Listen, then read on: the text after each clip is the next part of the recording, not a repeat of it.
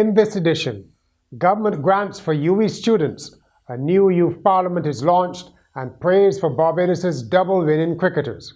Welcome to Nation News for Tuesday, April the 15th, 2014. Introducing the all-new Ruby Gas LPG composite bottle from Rubis. These exclusive 22-pound bottles weigh 50% less than traditional steel cylinders and can be used for picnicking and day-to-day home needs. These composite bottles are translucent, allowing you to see the liquid level at all times, so you will never run out of gas unexpectedly. Lightweight, visible gas level, portable, corrosion-proof, eco-friendly.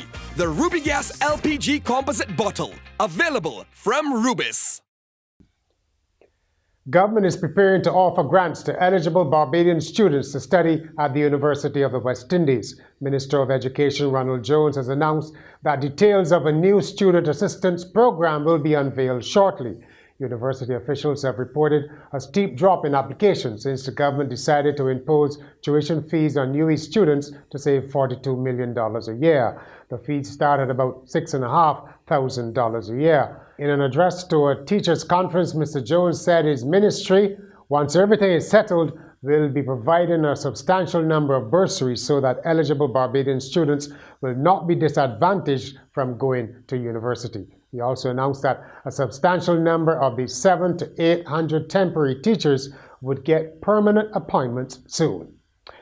The newest National Youth Parliament has been launched to expose young people to the legislative process. Minister of Youth Affairs Stephen Lashley said previous attempts to sustain an assembly of youth had failed due largely to a lack of participation and involvement.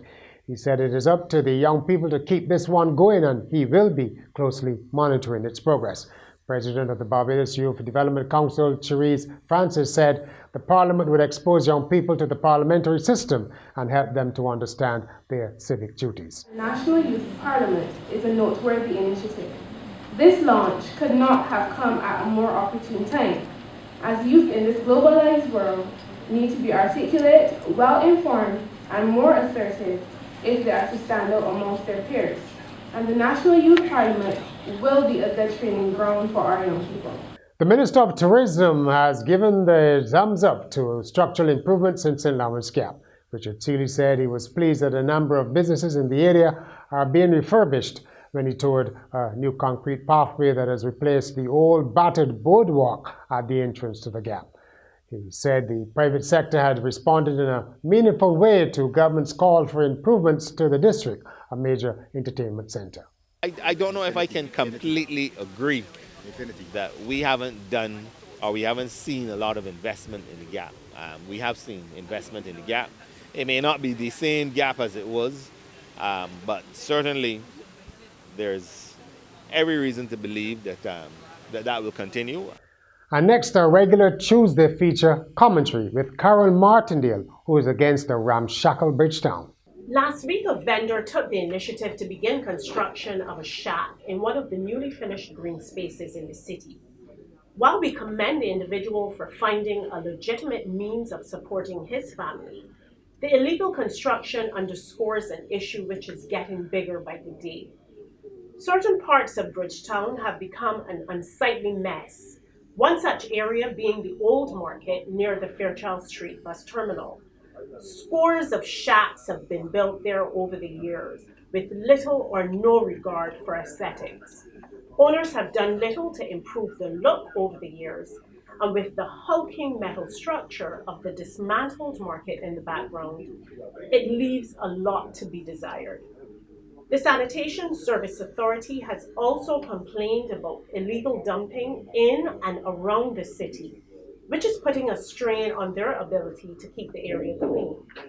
But dumping and littering seems to have become a dirty habit of Barbadians. It is one that needs to be nipped in the bud. Keep Barbados beautiful, not only for the tourists, but for us to enjoy. In news about our neighbors, aviation authorities in Trinidad and Tobago say they have all the necessary procedures in place to ensure that a flight won't disappear on their watch, as happened to Malaysia Airlines Flight 370. According to the Director of Civil Aviation Authority, Ramesh Latmedial, the country has an ultra-modern, world-class control center capable of ensuring no plane goes missing for extended periods. In sport, Barbados coach Henderson Spray has praised his players for completing the double in West Indies cricket this year. After winning the Super 50 Cup, Barbados have now added the four-day title, the President's Cup, for a record 22nd time. Spray said it was a total team effort driven by a motivated group. However, the job is not done as Barbados will still be playing for the Headley Weeks Trophy in the regional four-day challenge for the top four.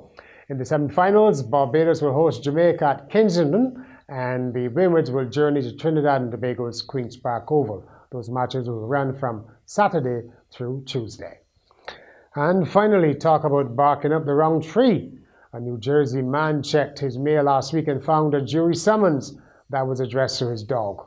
The notice from the Cumberland County Clerk of Courts was addressed to Baddock Griner's 5-year-old German Shepherd 4. That's written like the Roman for 4.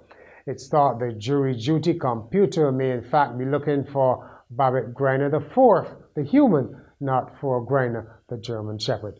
Cumberland County's jury notices are computer generated, so errors like this are apparently somewhat common. Griner said he found the whole thing was just really, really funny. That's it for Nation News for Tuesday.